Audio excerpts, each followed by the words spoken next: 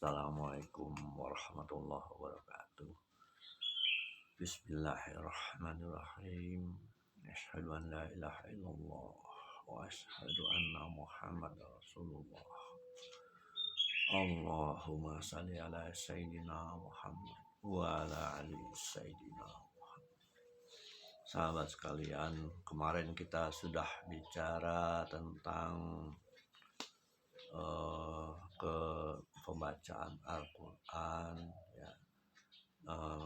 Kita bicara tentang tanda-tanda dalam bacaan Al-Quran, huruf-huruf ya. Sebetulnya dalam Al-Quran itu terbagi dari 3 segala cara garis besarnya dalam pembacaan itu, yaitu ada tanda vokal panjang, ada tanda vokal pendek, dan ada juga tanda vokal yang berakhiran nun atau n. Tapi bila ya dijabarkan lebih luas lagi, ada 8 tanda-tanda itu, yaitu misalnya seperti tanda fathah, kasrah, domah, sukun, tasjid ya. Ada fathah ta'in, tanwan, kasrah ta'in, tanwin, domah ta'in, tanwun. Bila itu dibaca ya, seperti kita ungkapkan kemarin, bila kita perhatikan huruf-huruf itu dengan tanda-tanda bacaan itu, maka otak kita lah yang bekerja. Bila kita lantunkan ya sesuai dengan irama panjang pendek dan akhirannya itu, maka otak kanan kita lah yang bekerja, sehingga seakan-akan waktu terhenti buat kita ya, seakan-akan. Nah, yang ingin saya sampaikan pagi ini ialah kelanjutannya, bahwa Al-Quran itu, membaca Al-Quran itu adalah obat ya, obat bagi kita. Nah, kenapa dikatakan sebagai obat? Yang ingin saya sampaikan ialah bahwa setelah kita membaca Al-Quran dengan tartil tadi ya, dengan khusyuk yang tiba-tiba masuk ke dalam diri dan pikiran kita, setelah kita membaca Al-Quran, kita tutup dengan shadaqallahul azim. Kemudian terasa yang seperti saya sampaikan, sensasi ya, pikiran kita jadi cerah, hati kita jadi tenang. Nah, hati tenang adalah hati yang bahagia.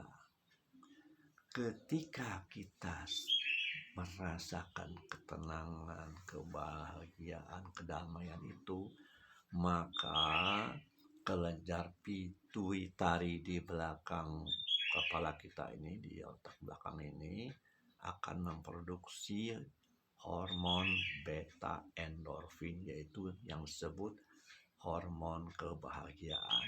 Mohon koreksi pada teman-teman dokter. Nah, hormon ini menurut kabarnya adalah 400 kali lebih kuat daripada morfin. Jadi hormon ini keluar, dilepaskan ke seluruh tubuh, maka imunitas tubuh kita, imun tubuh kita naik, meningkat, sehingga ya tubuh kita terlindungi dari penyakit, dari kerusakan.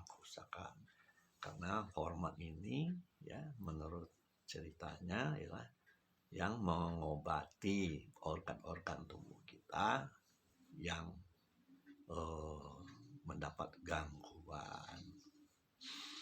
Nah, sebaliknya, bila pikiran kita ruwet, kusut, pusing, stres, marah-marah, maka hormon yang ada di kelenjar yang ada di ginjal kita akan memproduksi hormon kortisol, yang kabarnya